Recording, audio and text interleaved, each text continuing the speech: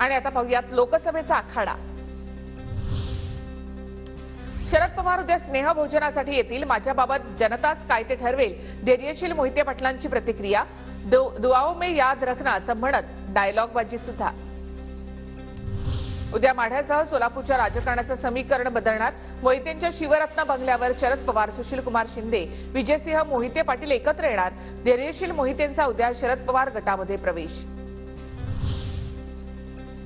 माढ्यामध्ये शरद पवार गटाचे अभय जगताप बंडाच्या तयारीत। मोहिते पाटलांच्या नावाची चर्चा सुरू असल्यामुळे अभय जगताप नाराज। अभय जगताप माढ्यामधून अपक्ष निवडणूक लढवण्याच्या तयारीत।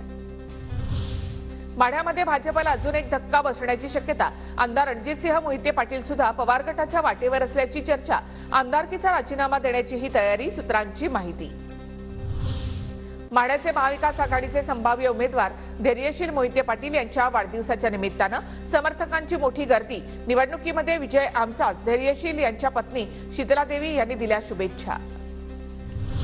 सातारा लोकसभेसाठी उदयनराजेंनी उमेदवारी अर्ज घेतला विकत। अद्याप उदयनराजेंच्या उमेदवारीची घोषणा नाही। उदयनराजे, शशिकांत शिंदेंसह 30 जणांनी घेतले अर्ज।